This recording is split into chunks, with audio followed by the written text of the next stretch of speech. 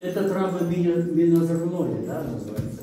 Ну как, я вот в очень тяжелое время вот так попал в армию ДНР, Донецкой Народной Республики, да. Ну, а она как бы российская территория получается, а там командуют только ДНРовские офицеры, да, не российские, ДНРовские, вот местные сами.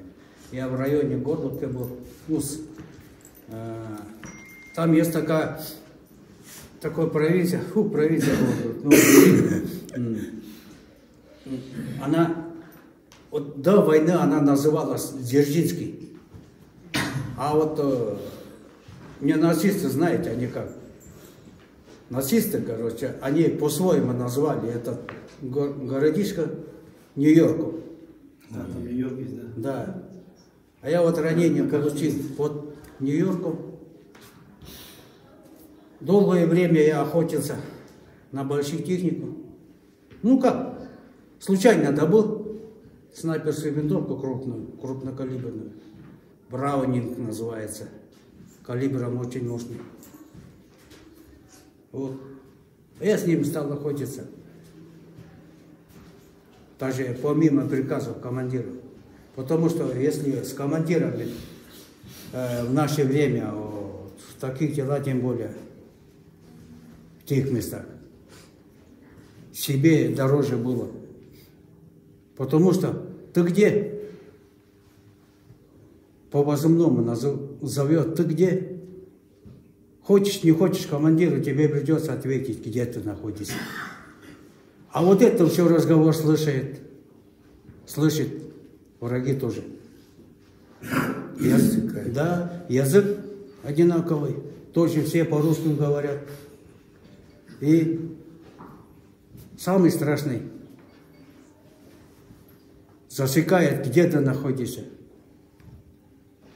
Вот, ну, долгое время друг мой был.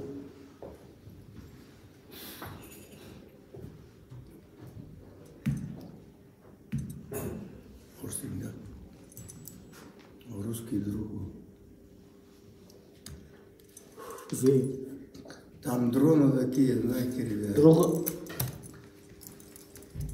Место назначали. Он туда привозил воду, боеприпасы. Его не стало, так? Поэтому я вышел.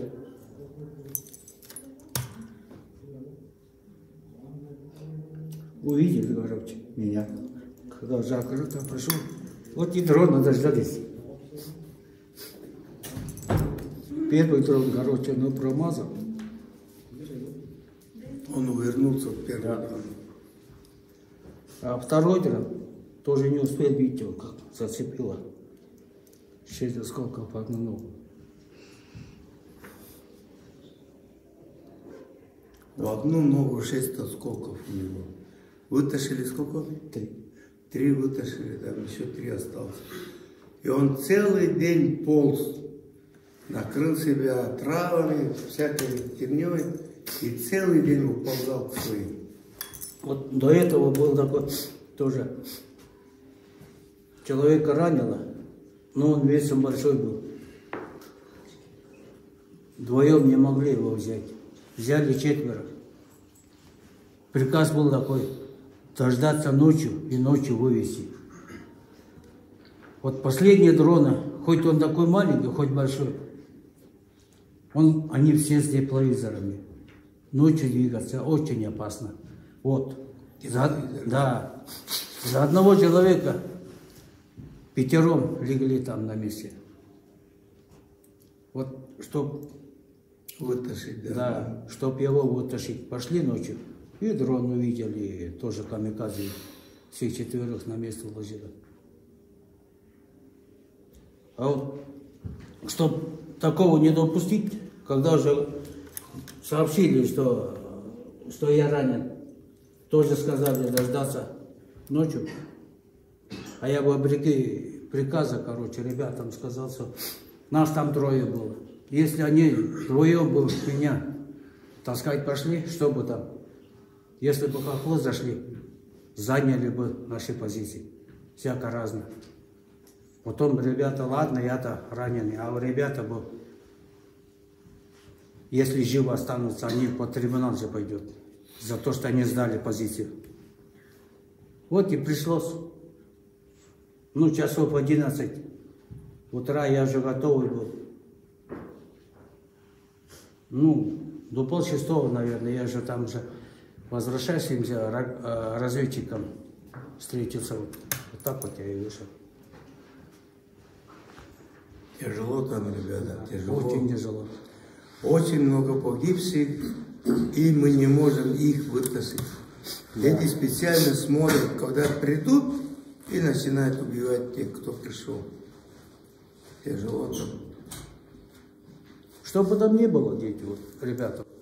Самое главное, любите спорт. Здоровее будьте и в жизни, и в работе, чем бы вы там ни занимались, да, вот, потому что кто каким-нибудь начальником, кто там шофером идет, ну, спорт он не всегда спорт. Так что